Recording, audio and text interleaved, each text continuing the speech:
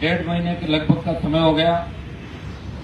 अप्रैल की तपती धूप, मई की तपती धूप और जून आ गया, बरसात भी आने लगी। आंधी तूफान भी कई बार आए, भीगती बारिश के अंदर, हम भीगते हुए बारिश के अंदर।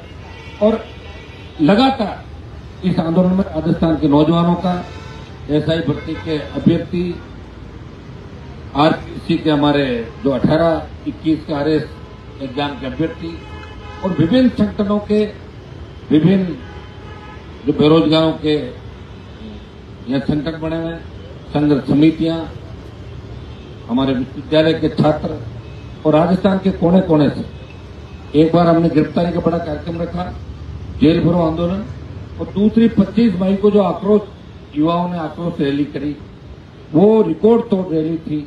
इस गर्मी के अंदर अपने अपने साधनों से राजस्थान के नौजवानों ने दिल्ली तक ये संदेश दे दिया, मोदी जी हम आक्रोशित हैं।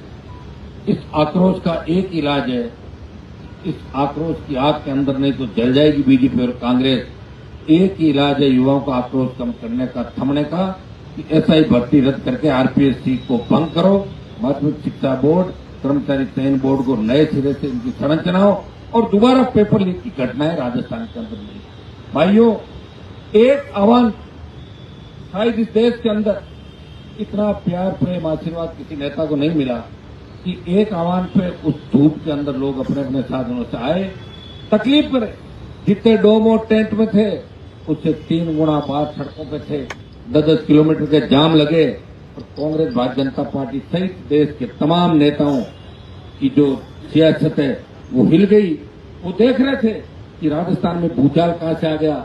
वैसे राजस्थान में भूचाल 2018, 17, 16 के अंदर आ गया था, जब हमने हुकार भरी थी उस समय राजस्थान के अंदर राजनीतिक दृश्य को बदलने की।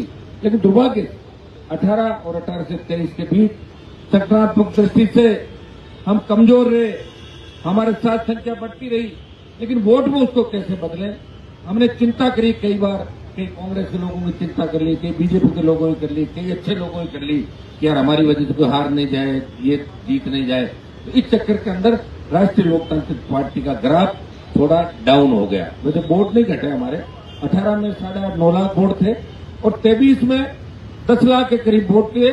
अलायंस का जोड़ते हैं तो हमारे 14 लाख अलायंस के वोट इसके अंदर आए थे। पंचायत चुनाव, पालिका चुनाव, कोई पार्टी ऐसी नहीं राजस्थान के अंदर जैसे पंचायत चुनाव लड़े, पालिका चुनाव लड़े। राजस्थान में पालिका चुनाव लड़े, एक चेयरमैन हमारा रहा। पंचायत चुनाव में 5 प्रधान, 4 एक समर्थित 5 प्रधान हमारे बने। और अभी भी इस पार्टी के 3 प्रधान हमारे पास है, एक छोड़ के चला गया, दूसरा भी दूसरी जगह अपनी वो दिखा रहा है स्वामी भक्ति। लेकिन निश्चित रूप से राजस्थान के जवानों ने मान लिया कि हमारी आस्था हनुमान बेनीवाल के साथ है। और 23 का जो बदला है, 23 के अंदर हम उनको इतना समर्थन नहीं दे पाए, क्योंकि आपको याद होगा जब मोदी के खिलाफ देश का किसान लड़ रहा था तो मेरे समाज के 25 से ज्यादा सांसद दिल्ली के अंदर थे, लेकिन मोदी का साथ छोड़ने की हिम्मत किसी ने नहीं करी। जब देश के किसान को आवश्यकता पड़ी तो मोदी की सत्ता को ठोकर मार के 70 दिन सड़क पर कोई सांसद बैठा, नागौर का सांसद था, तो किसान के सम्मान की लड़ाई लड़ी। भाइयों, जब नौजवानों को आवश्यकता पड़ी तो अग्निवीर के खिलाफ अगर आंदोलन का बिगुल बजाया और छोटे भाइयों को न्याय की बात करी, सेना के सम्मान की बात करी, तो नागौर के सांसद ने जोधपुर में 2 लाख जवानों की रैली करके ऑल पार्टी मीटिंग लोकसभा और पहले दिन झंडे के साथ देश की सेना को और देश के नौजवानों को संदेश दिया कि किसान आंदोलन का नेतृत्व पंजाब कर सकता है, लेकिन अग्निवीर के खिलाफ जो आंदोलन चलेगा उसका नेतृत्व राजस्थान का नौजवान करेगा। ये संदेश पूरे देश के अंदर गया और ये आक्रोश इस बात की ओर इंगित करता है कि आने वाला कल आपका है। थोड़ी हिम्मत रखना, हौसला रखना। डरी हुई सरकार, आप देखो कैसे डरी कि सरकार के जो कमिश्नर और संभाग आयुक्त खुद ही वहां पहुंच गए और माइक हाथ में लेके भाषण देने लगे। देखा आपने, वो तो अच्छा रहा, नहीं तो एक आध वहां पार्टी ज्वाइन कर लेता। अंदर बना दुपट्टा क्यों डाका, वो तो समाज को तैयार ठीक है साहब, आपकी पार्टी बहुत अच्छी है, तो ज्वाइन करने में समय। पहली बार सरकार डरी और डरी सरकार भागी, बचाओ बचाओ, इधर पूछ मत करो। डरा देना बजरलाल सरकार को। कांग्रेस से नहीं डरी, कांग्रेस की उस यात्रा से नहीं डरी जो संविधान बचाओ जब 32 की भीड़ होती है, कभी 500 की, कभी 800 की, कभी 2500 की। इससे सरकार नहीं डरी।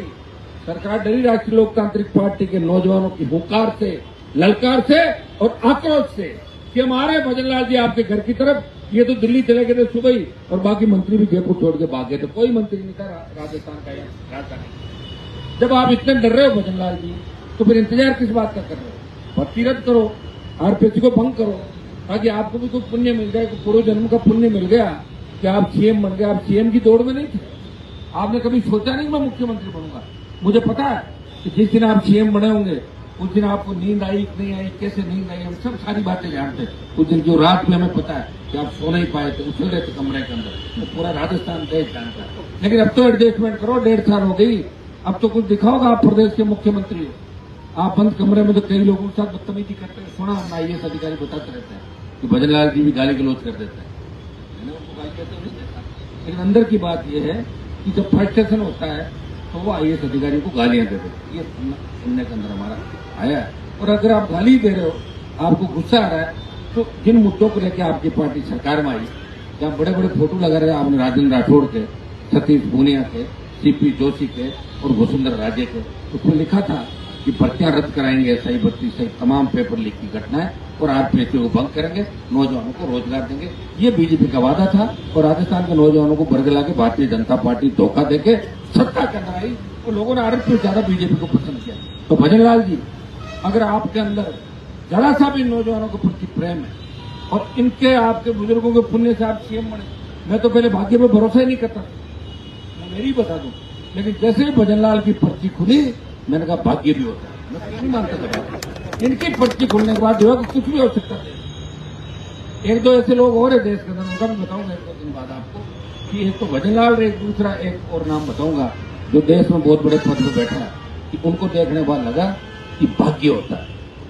तो जिस चीज के लायक नहीं उससे ज्यादा किसी को मिल जाए, तो भाग्य की बात है। यहाँ पे संघर्ष करने वाले तो बहुत से लोग हैं। सीएम के सपने भी बहुत से लोगों ने लिए, तो कई तो विधानसभा में नहीं पहुंच पाए, और कहीं पहुंचे तो भजनलाल जी बाहर खड़े रहते हैं। तो पता नहीं देर के घूट कैसे पी रहे हैं, हमें सोचने इन चीजों की। और न हम इस रेस के अंदर थे। हम एक ही आह्वान आपसे करते हैं कि आप इस मुगालते में मत रहना कि आंदोलन इनका हो गया। आंदोलन नई दिशा ले सकता है, और ये रेला दिल्ली की तरफ भी जा सकता है। और दिल्ली में हरियाणा स्टेट आपका है, और दिल्ली अगर हम पहुंच गए, हरियाणा दिल्ली, और जो तैयार बैठे पंजाब वाले कि हनुमान जी का रेला है, और उसमें शामिल हो, और जंतर मंतर और वोट करने में किस तरह रैली तब्दील करें, और किस तरह मोदी की सियासत हिले। और ये अगर इतना नौजवान वहां दिल्ली में पहुंच गया, लोकसभा का सत्र भी आ गए, तो भजनलाल जी आपके लेने के देने पड़ जाएंगे। इसलिए आप अच्छा यही है कि हमने राज्यपाल से मुलाकात करें, आप इस मामले में भर्ती को रद्द कराएं, आरपीएससी को भंग करें, तमाम जांच करें, रीट लेवल फर्स्ट की सीबीआई जांच करें, जिसमें बड़े मगरमच्छ पकड़े जाए। आप खुद कहते हो कि मेरे से कांग्रेस के नेता अंधेरे में मिलने के लिए आते हैं, नाम बताओ उनका कौन है। और आप या तो आप उनको मदद कर रहे हो, और मदद नहीं कर रहे हो उनको भेजो। आप एक को तो पकड़ा जैसे ईडी ने, और नेताओं को पकड़ो। एक ऐसा अभियान चलाओ कि कांग्रेस के राज में जो भी भ्रष्टाचार जिन के सब जेल के अंदर हो गए, नहीं तो लोग मान लेंगे। जिस तरह गहलोत वसुंधरा मिल गए थे भ्रष्टाचार करने में, भजनलाल भी उनके साथ ही शामिल हो गए। यही मानेंगे लोग राजस्थान का। कितना बड़ा दुर्भाग्य है कि सुप्रीम कोर्ट के अंदर जिस तरह अभी जमानत मिली 2 लोगों को, SI ट्रेनी को, वहां सरकार ने वकील ही खड़ा नहीं किया एसओजी की तरफ से। आप बताओ, तो एसओजी भी कह रही है सबकी जमानत तो फ्री करो। पता नहीं कौन से इंस्ट्रक्शन कहां से मिले, दिल्ली से मिला और कहीं से मिला। आप दबाना चाहते हो, लेकिन राजस्थान का नौजवान इस मामले को दबाने देगा। राजस्थान का नौजवान फिर सड़कों पर आएगा, दिल्ली की ओर कूद करेगा, लेने के देने पड़ जाएंगे, और आप भी रवाना हो जाओगे। कोई पता नहीं चला, जिस तरह आप बने थे उसी तरह घर चले जाओगे, पुराना काम संभालोगे। ये हम आपको चेतावनी देते हैं कि आप इन नौजवानों के हक की जो लड़ाई है, नौजवानों के हितों की लड़ाई है, अगर आपको हमसे तकलीफ है, हनुमान जी को क्रेडिट नहीं मिले, आप अपने वहां बुला लो, लोगों को बात कर लो, बीजेपी के लोगों को बात करने के लिए अलग भेज दो। आपके तो खूब ग्रुप अंदर बने हुए। हम क्रेडिट नहीं चाहते, हम राजस्थान के नौजवानों का भविष्य बर्बाद नहीं हो, हमारी आने वाली पीढ़ी बर्बाद नहीं हो। तो लाइब्रेरी के अंदर बैठ के 10-10 घंटे पढ़ते हैं, और फिर पता लगता है पेपर लीक हो गया। आपका तो जो अभी जेटीए का एग्जाम हुआ, उसके अंदर OMR सीट में दस्तखत नहीं कराए आपने, नए स्टूडेंट के कराए, वरना आपके उसके जो वीक्षक है उसके कराए, तो फिर कैसे माने कि आप ठीक हो? आप तो अशोक गहलोत के गुरु निकले, वो तो पेपर लीक में थे, आप तो OMR सीट ही बदलवा दो के अंदर, हल्ला ही नहीं होगा। तो बहुत बड़ी विडंबना इस प्रदेश की है, और निश्चित रूप से इस प्रदेश को बर्बाद होने से बचाने के लिए तमाम नौजवानों को एक मंच में आना होगा। मैं तो हमेशा कहता हूँ, कांग्रेस बीजेपी के खिलाफ जितने भी लोग हैं, तीसरे मोर्चे के लोग हैं, वो सब आमंत्रित, यह सबका स्वागत है। लेकिन ये मेरे घर पे कोई कार्यक्रम नहीं है कि मैं फोन करके बुलाऊं लोगों। अपने आप आ जाओ, मैं भी तो बैठा ही हूँ अपना, इसमें तो मैंने झंडा ही नहीं लगा रखा नहीं आता, तो यहाँ आने में तो किसी को दिक्कत ही नहीं। आना चाहिए लोगों को, और आके संदेश देना चाहिए कि हम भी इस आंदोलन के अंदर, इस न्याय की लड़ाई के अंदर हनुमान बेनीवाल और राजस्थान के तमाम जवानों के साथ है, तमाम संघर्ष समितियों के साथ है, जो इस लड़ाई को लंबे समय से लड़ 3-4 साल पहले की लड़ाई, क्या वो लोग भूल गए कि लड़ाई की शुरुआत आपने करी, और शुरुआत करके सत्ता का सुख भोग रहे हो, दूसरे कामों में लगे आप उस चीज को बुलाने के लिए। कितने कहीं भी लग जाओ, अंगुली उठेगी। शुरुआत आपने करी थी, अब कहां चले गए? दूसरे काम छोड़ो, क्या उनके भाई असर नहीं होने वाला उन कामों का? काम पकड़ लेना और उसको बीच में छोड़ देना। तो जिन जिन नेताओं ने क्या ठीक नहीं है, मैं कांग्रेस के नेताओं से, बीजेपी के नेताओं से कहना चाहूंगा, जो जो आरपीएससी बंद करने की बात कर रहे, एसआई भर्तीगत करने की बात कर रहे, तमाम पेपर लीक की घटनाओं के खिलाफ जिन्होंने आंदोलन किया, उनको एकजुट होकर इस भजनलाल सरकार के खिलाफ इस आंदोलन के अंदर हिस्सा लेना चाहिए। अगर हमारा साथ नहीं लो, अलग टैक्स लगा लो, वहां वो जगह पड़ी, और कहीं चले जाओ। अरे कम से कम लड़ो तो सही, भूलो तो मत। अपनी कथनी और करने के अंदर अंतर नहीं होना चाहिए, और वचन का आदमी को पक्का होना चाहिए। तकलीफ पड़ सकती है, लेकिन जो वचन का पक्का होता है उसमें ईश्वर की कृपा होती है, और जनता भी, जवान भी उसी का विश्वास करते हैं। आज राजस्थान में घने नेता घूम रहे हैं, पूछ लो। और ये मोदी ने जो रैली करी, मोदी ने तो पूरे देश को लगाया, प्रदेश को लगाया, तब जाके वहां रैली करी। अपने तो एक आह्वान पर लोग आगे बिना गए, लोगों ने कहा आप बैठे रहो, हमारे इस बार आपको मजबूत करने के लिए। तो ये ताकत राजस्थान में खड़ी हुई है, और ये ताकत इस दिशा की ओर इंगित कर रही है कि आने वाला समय न कांग्रेस का होगा न भाजपा का होगा, आने वाला समय राजस्थान के नौजवान का होगा और किसान का होगा। किसान के बेटे सत्ता में कब्जा करेंगे, और इन दोनों चोर मोचेरे भाई जो मिलके इस राजस्थान को लूट रहे, एक सांपनाथ है, दूसरा नागनाथ, इनसे हमें छुटकारा मिले, और राजस्थान के लोग अच्छे कानून व्यवस्था, जो पुराना हमारा कानून का राज था, उसके अंदर हम जिए। हमारा किसान बेरोजगार कभी आत्महत्या नहीं करे, और बहन बेटी की चीख पुकार इस राजस्थान में नहीं हो। तो नंबर 1 आ गया महिला अत्याचार के अंदर। भाइयों,